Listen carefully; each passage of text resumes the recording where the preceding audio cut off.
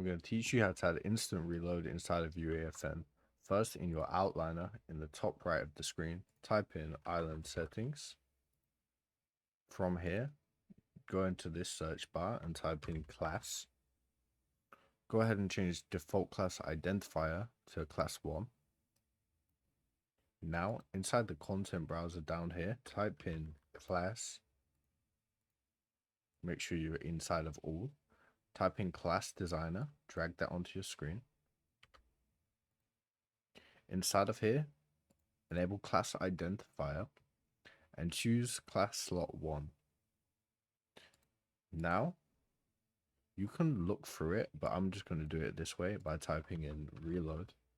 Instant reload, enable that, and then make sure that it's enabled over here too.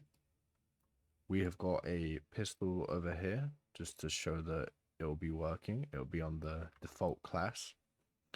Use code GISMO in the item shop.